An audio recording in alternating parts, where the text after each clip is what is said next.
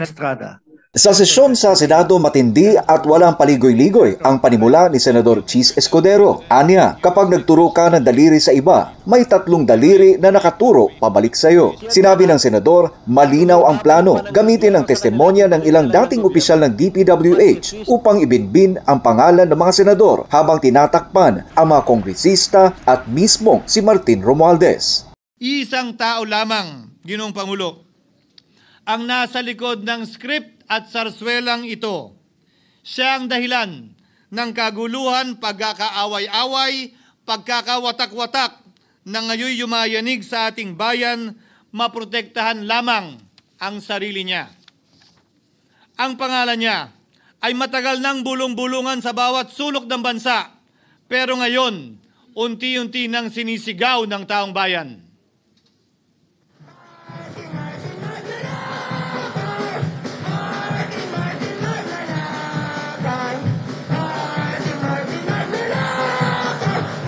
Bumigat ang akusasyon ng idetalye ni Escudero ang salaysay ni Master Sergeant Gutesa, ang tanging testigong walang immunity deal na personal daw na naghatid ng 35 maleta ng pera. Tig 48 milyong piso ang laman bawat isa, diretso sa bahay ni Romualdez.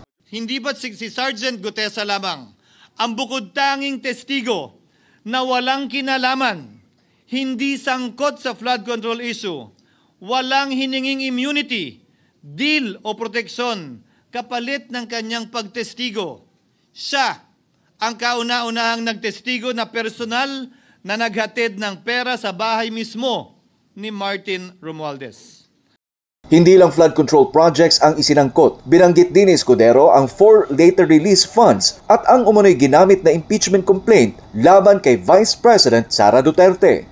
Ginamit ni Martin Romualdez ang FLR at ang pangalan ng Pangulong Marcos upang itulak ang kanilang unconstitutional na impeachment complaint. Sabi nila, pumirma kayo dahil kung hindi lalabas ang pondo nyo na naka-FLR bago mag-eleksyon. Dagdag pa ng dating Senate President, selective justice ang umiiral. Bakit anya puro senador ang dinadawit habang ni isang kongresista ay walang freeze order o investigasyon? Ganito ba katindi ang kapangyarihang hawak ni Martin Romualdez? Na bagaman hindi siya speaker, tila the name that cannot be mentioned pa din siya. Binanatan din ni Escudero ang mga anyang taktikang paninira laban sa kanya, mula sa isyu ng campaign contributions hanggang sa intrigang ibinabato laban sa liderato ng Senado. Mga minamahal kong kababayan, kung nais niyong lumitaw ang katotohanan, kung nais niyong panagutin ang tunay na salarin, kung nais po niyong makulong ang tunay na may kasalanan, huwag ninyong kampihan si Martin Romualdez. Punitin natin ang script ni Martin Romualdez. At higit sa lahat, huwag magpadala, huwag sabayan, huwag maniwala sa sarswela na nilalako ni Martin Romualdez.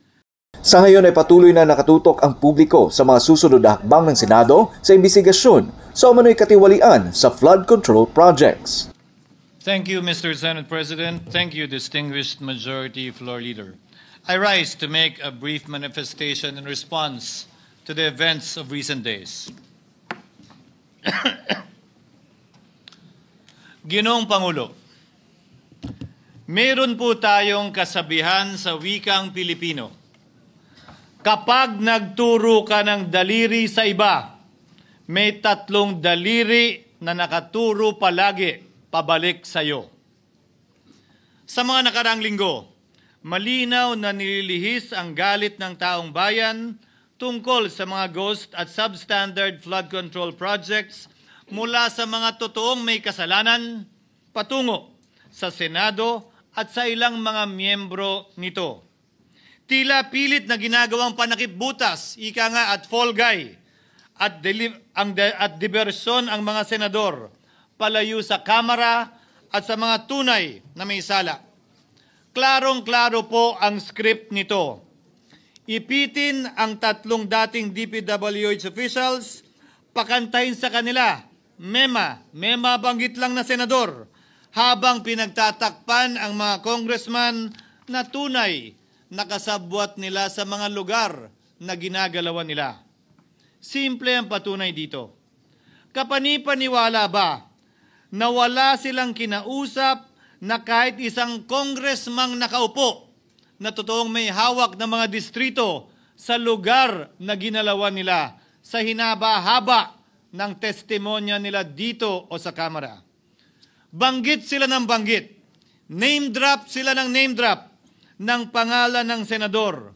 Maski na klaro naman kung inyong papakinggan na wala silang masabing direktang nakausap o binigyan ng anuman.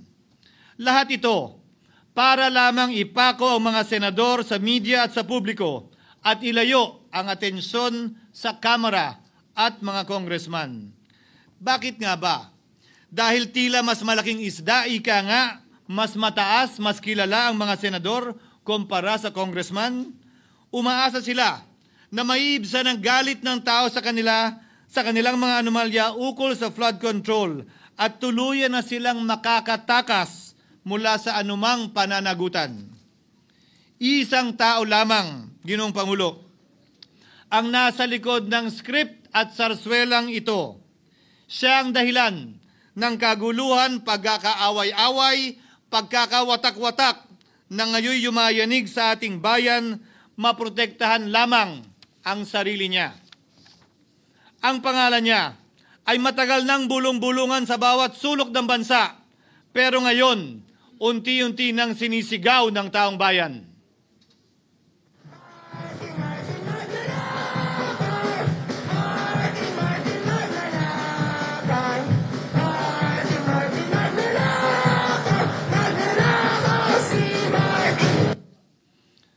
Pero Ginoong Pangulo, minamahal kong kasamahan, bakit tila sa Kamara, dito mismo sa Senado at sa ilang media ay hindi pa din nila kayang sambitin ang pangalan niya?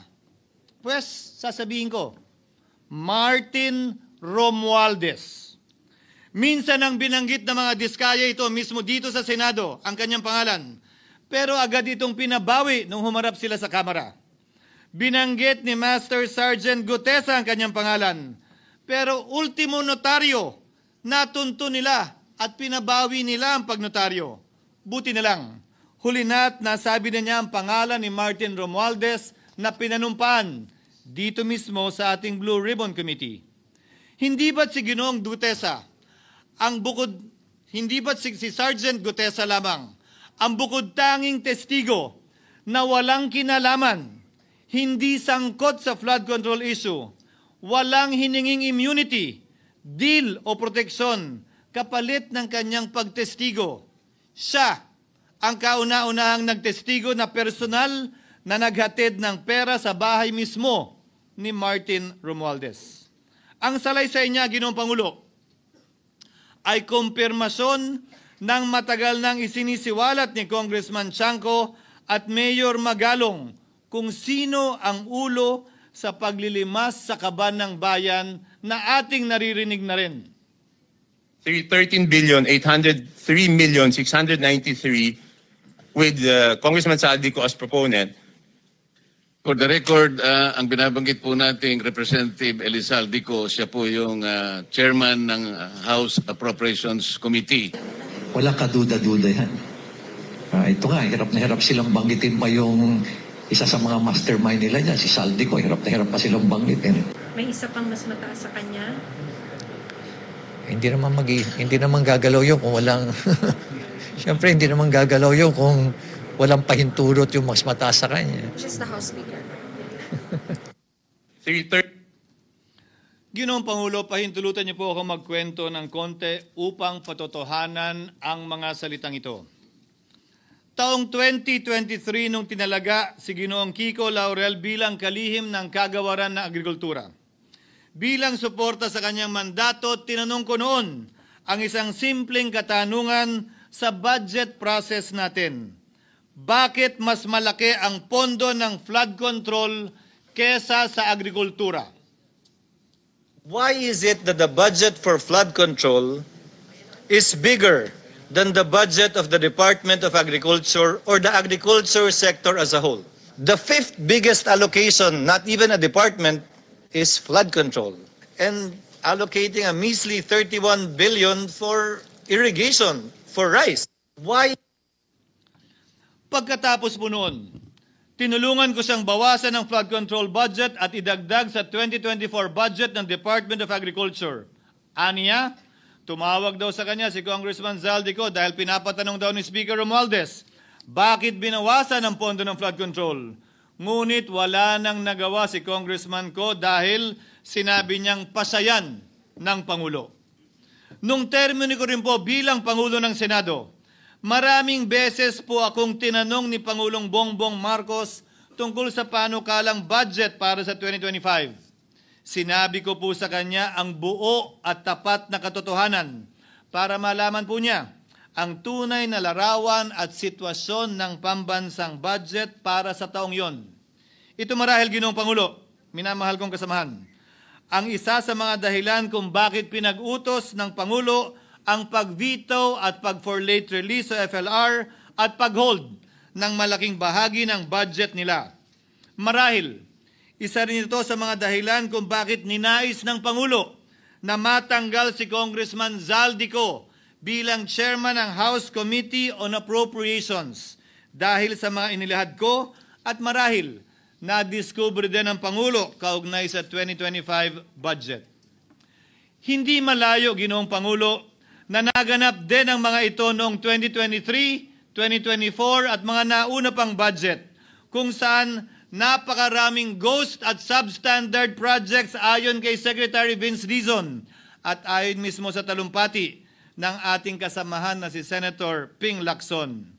Ngunit marahil ay walang naglakas loob na sabihin ang katotohanan kay Pangulong Marcos o magsumbong sa kanya kaugnay sa ilang mga bagay na ito bago ako. Nais ko din pong kumpirmahin ang sinabi ni Congressman Toby Chanco na ang pag-file ng impeachment complaint laban kay Vice President Sara Duterte ginamit na paraan ni Speaker Romualdez para mag-release ng pondo nila na naka-FLR or for late release bago mag-eleksyon. Maski na alam po niya na hindi po ito kayang talakayin ng Senado hanggang sa Hunyo pa mula nung simula. Ulitin ko, ginamit ni Martin Romualdez ang FLR at ang pangalan ng Pangulong Marcos upang itulak ang kanilang unconstitutional na impeachment complaint. Sabi nila, pumirma kayo dahil kung hindi lalabas ang pondo nyo na naka-FLR bago mag-eleksyon. Subalit, Ginoong Pangulo, hindi ito umubra. Hindi ito umubra dahil tinanggihan ito ni PBBM. Sinabi niyang walang ganyang uri ng usapan at sinabi niyang hindi niya gagawin yon. Kaya't hanggang ngayon, nananatili pa rin for late release ang mga questionableng pondo nila. And that is why, Mr. President, distinguished colleagues, at the height of the impeachment controversy and amidst the passion of some sectors to remove the Vice President at all costs, I urged prudence and level-headedness because I knew that greed and not accountability was the reason behind it. In the end, Mr. President, the Supreme Court vindicated us. The Supreme Court vindicated us by saying, among others, quote, "There is a right way to do the right thing at the right time. This is what the rule of just law means." Close quotations.